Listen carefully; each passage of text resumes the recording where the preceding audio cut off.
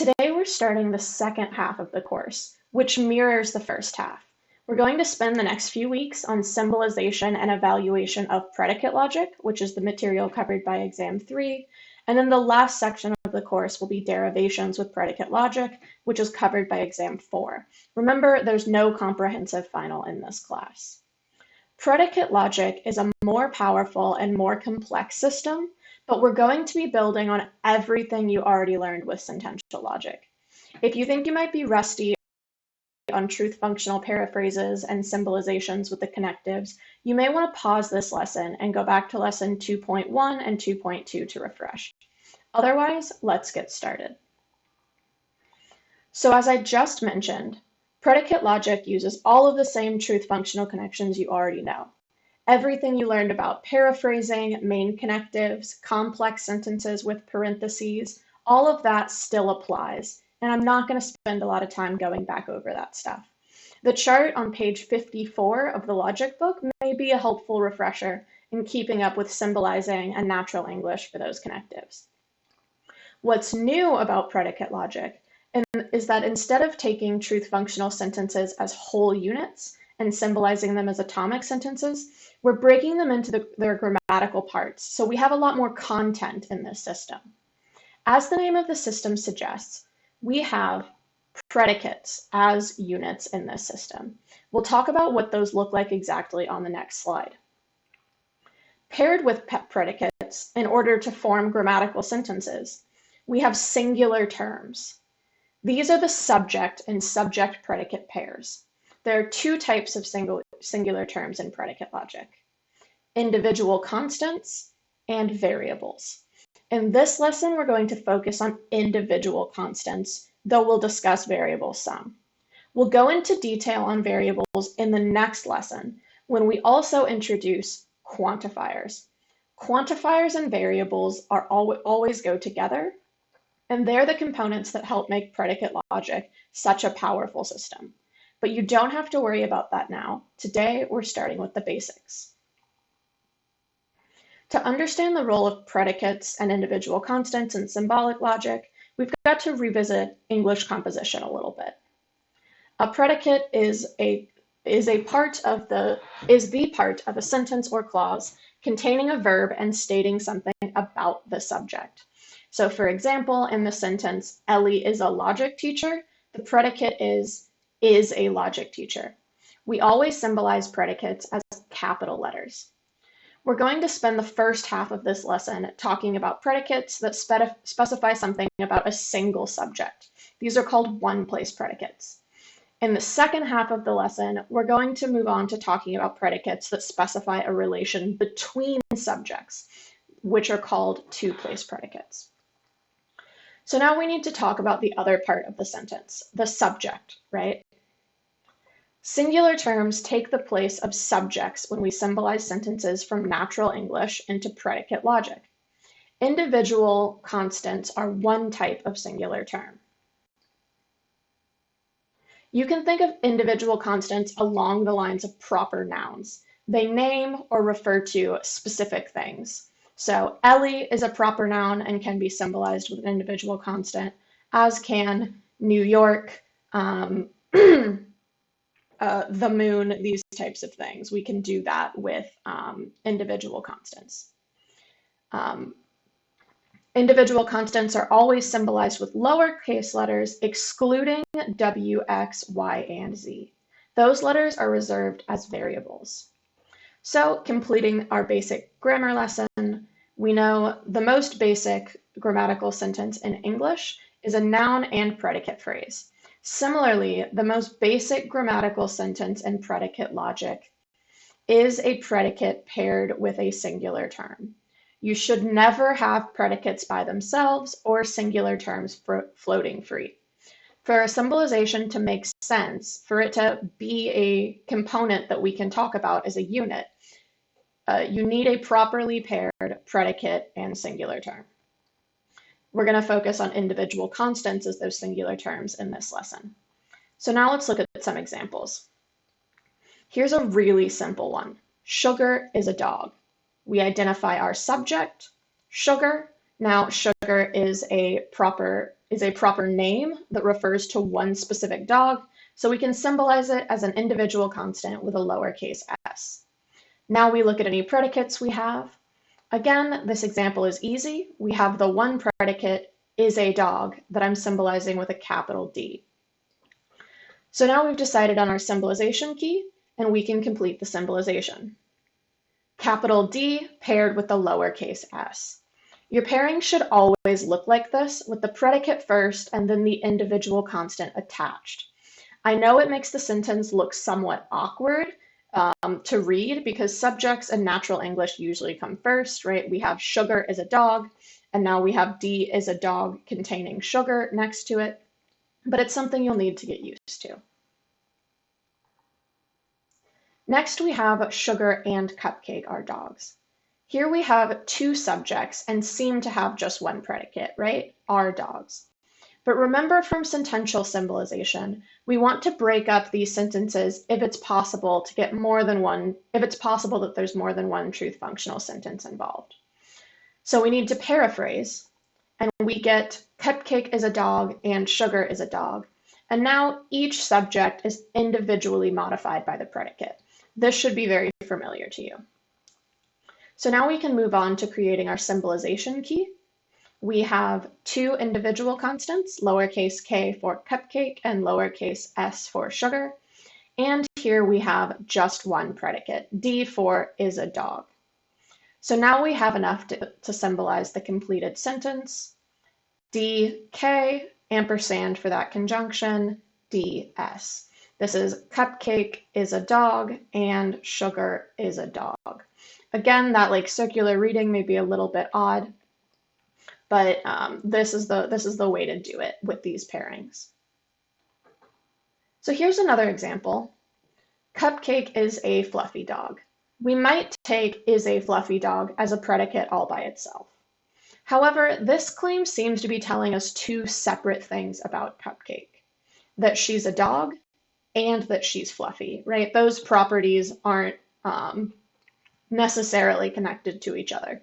You could be fluffy and a cat, you could be a dog and, naked and not have any hair. So I'm going to paraphrase this sentence in a way that separates the two claims the original sentence makes about Cupcake. So we get Cupcake is a dog and Cupcake is fluffy. Now we can do our symbolization key. Here we have only one individual constant, lowercase k for Cupcake, and this time we have two predicates. I used capital D for is a dog and capital F for is fluffy. So now we do our symbolization and we get D, K, and FK. That's Cupcake is a dog and Cupcake is fluffy. So now let's get a little more complicated. Both Cupcake and Sugar are dogs, but Cupcake is fluffy and Sugar isn't. We need to go through the same process we do with the more basic sentences. First, we need a truth functional paraphrase. Just like with sentential logic, we break the sentence down into its more basic truth functional components. We change but into an and in the middle, and we move the negation from in the middle of the claim that sugar isn't fluffy to the beginning.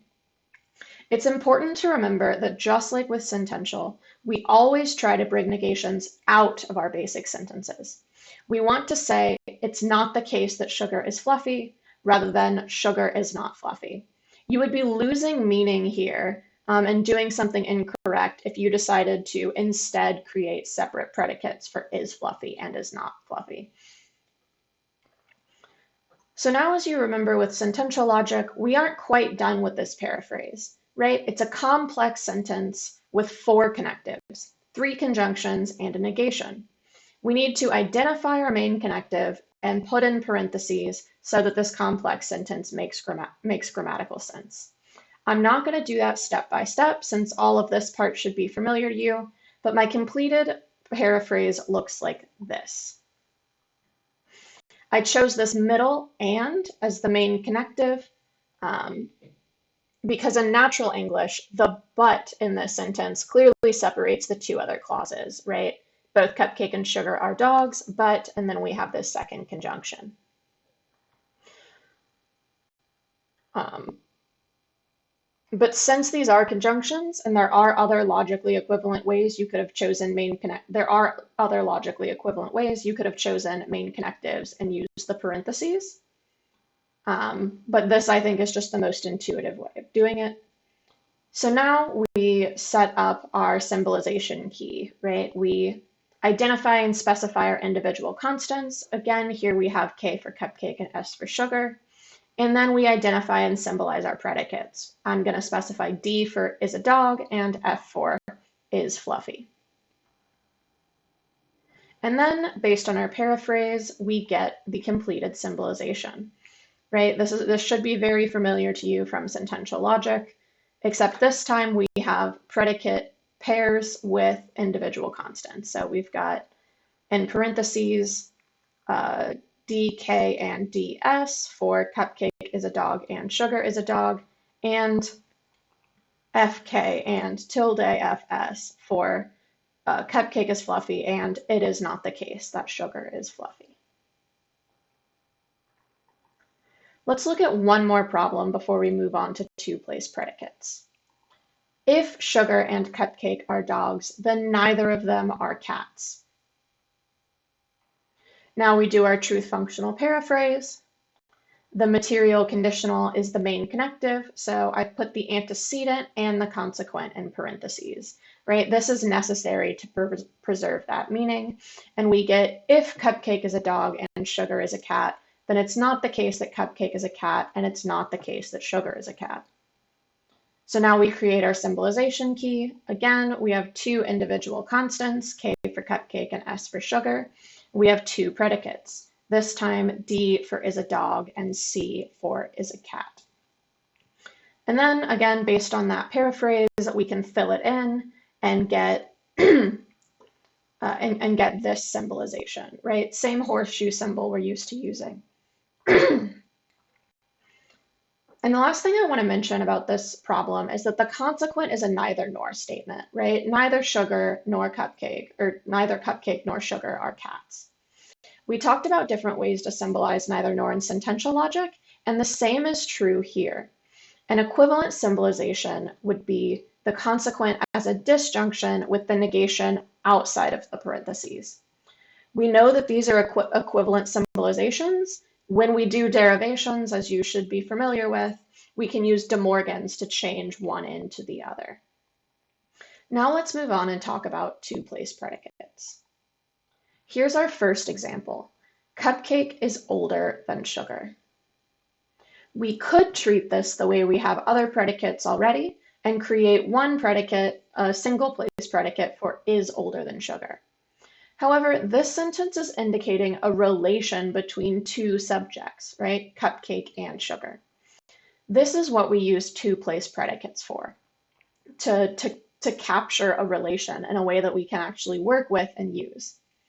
There's no truth functional connectives here, so our paraphrase is going to be exactly the same as the natural English. Now we need to set up a symbolization key. We have the same two individual constants we've been using so far. Now we need to create and define our predicate for is older than. We write this as OXY, which means X is older than Y. Here we're using the variables X and Y as placeholders. This definition tells us that whatever singular term is put in the first spot directly after the O is older than whatever singular term is put in the second spot. Technically, we could, and the textbook often does, format single place predicates with a variable placeholder as well, right? So you'll see dx, x is a dog, in those definitions and in those symbolization keys.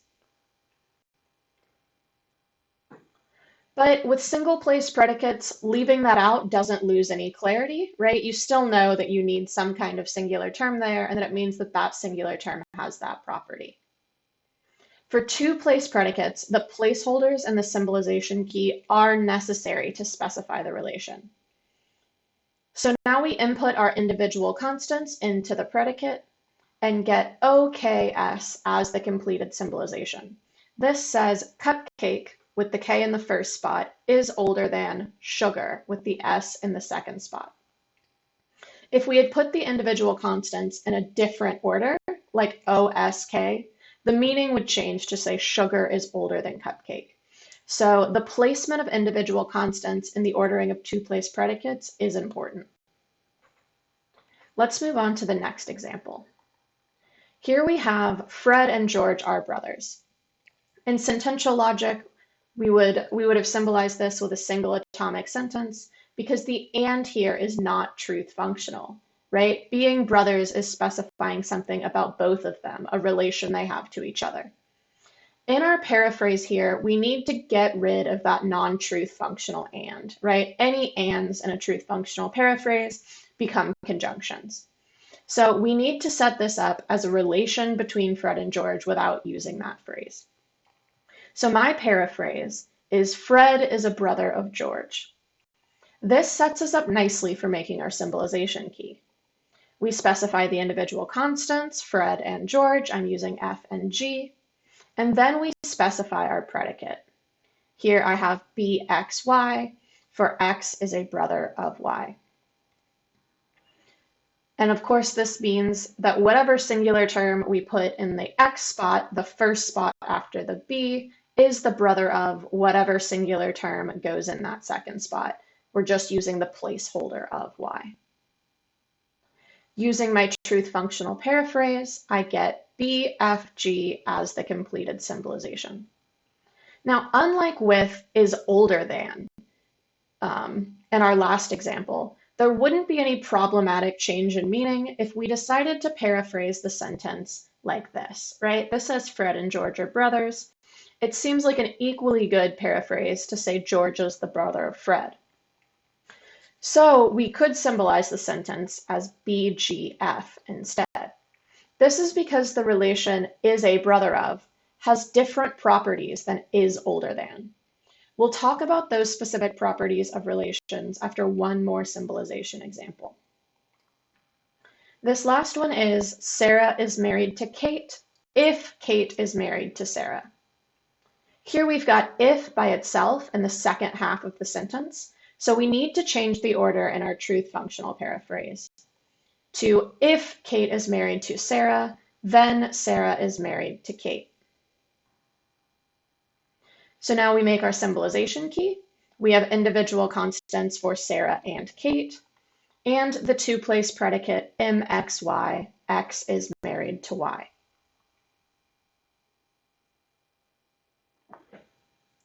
Now we need to do our symbolization, being careful to put our individual constants in the correct order to capture the meaning of our original sentence.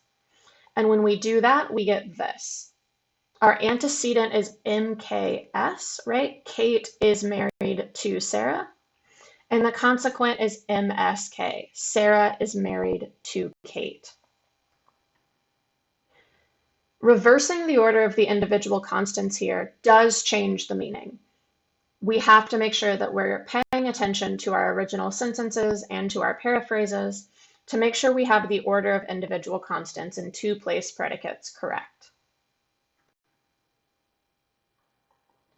So now let's talk about the properties of relations in some more detail.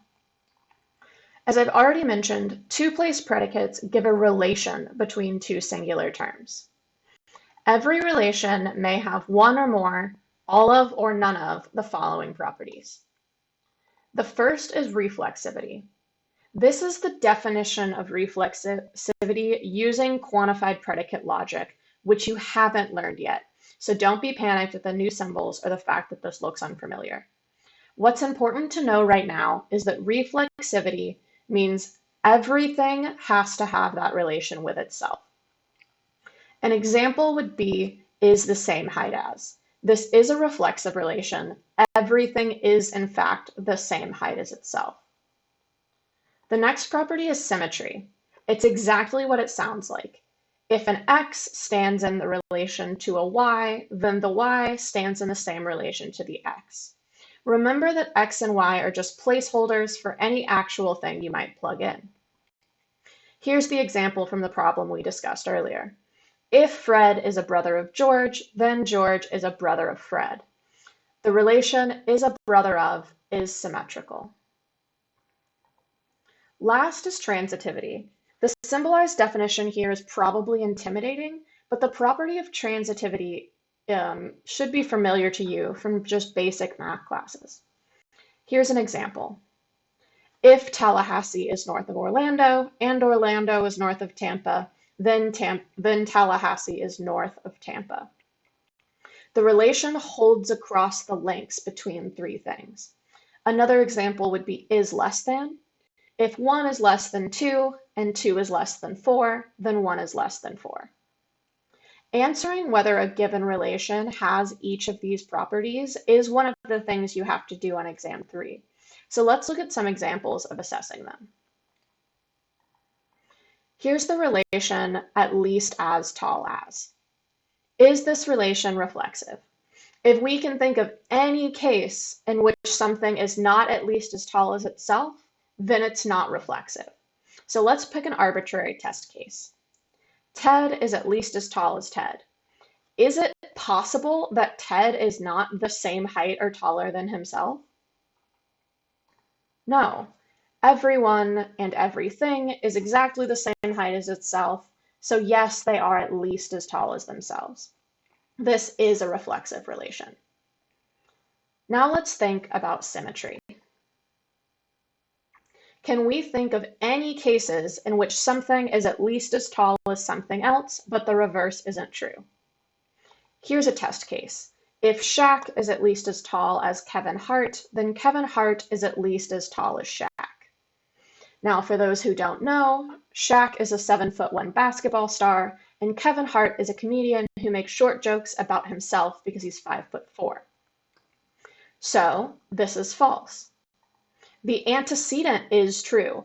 Shaq is the same height or taller than Kevin. In fact, he's much taller than Kevin. But the consequent is false. Kevin Hart is not the same height or taller than Shaq. And as soon as we find or can think of one counterexample, then we know that this relation is not symmetric. Last is this relation transitive. Here's the test case. If Mount Everest is at least as tall as the Empire State Building, and the Empire State Building is at least as tall as the Eiffel Tower, then Mount Everest is at least as tall as the Eiffel Tower. Now, we don't need to know anything about the actual heights of Mount Everest or any of these other buildings, right? For the antecedent to be true, Mount Everest needs to be the same height or taller than the Empire State Building, and the Empire State Building needs to be the same height or taller than the Eiffel Tower. If both of those claims are true, then Mount Everest must be either the same height or taller than the Eiffel Tower. This relation is transitive. So now let's look at the relation is married to. Is it reflexive? Is it true that everyone is married to themselves? Well, no. Even if some people claim to be married to themselves, it's certainly not true of everyone. This is not a reflexive relation. Next, is it symmetric? If Ellie is married to James, is it possible that James is not married to Ellie? Well, no. Marriage is symmetrical in that two people are equally married to each other, at least legally. So is married to is a symmetric relation. So last, transitivity.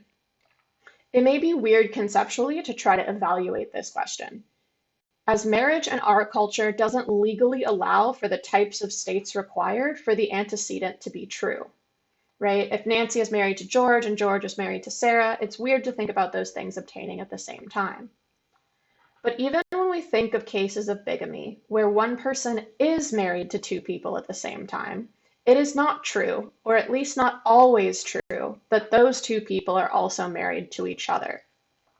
The old TLC Sister Wives show may be a good example of this relation not being transitive. Let's look at one more example before wrapping up this lesson. Now we have the relation is a mother of. Is this relation reflexive? If it was true that this is a reflexive relation, then everyone would be their own mother. That's obviously false. No one is their own mother. So what about symmetry? Is it true that if Crystal is the mother of Ellie, then Ellie is the mother of Crystal? Again, obviously not. We aren't all our own mother's mother. So lastly, is it transitive? If Sue is Deb's mother and Deb is Ashley's mother, is Sue also Ashley's mother? And again, this is false. Sue would be the grandmother, not the mother of Ashley. So is the mother of is not reflexive, not symmetric, and not transitive. I picked these three relations as examples to show that different relations will have different combinations of these properties. Some have none, some have them all, and none of these properties entail each other. So when you're doing this for the exam, make sure to look at each property independently and try to imagine a test case. We've covered a lot of material in these in this lesson. So I want to make sure you know where to look for more information. If you found yourself struggling or falling behind with some of the truth functional paraphrasing or symbolizations, go refresh with the lessons from section 1. If any of the new material is unclear, check out these sections of the logic book and the course manual lessons 5 and 6. The course manual covers a lot more material than we've covered today in those lessons, but some of it is there. For recommended practice today, I have 2 sets of problems. The first set is symbolizing with predicates and individual constants using a symbolization key provided by the book. So you have to use those predicates and individual constants. The second set is evaluating relations for reflexivity, symmetry, and transitivity. The instructions on those problems in the book ask you to do a lot more work establishing the relation involving things you haven't learned yet. Don't worry about any of that. The only thing I'm asking you to do, both now and on the exam, is to tell me whether or not the relation has each one of these properties. I'll be posting a second video going over those problems, but don't be afraid to bring questions to class or office hours or otherwise ask us.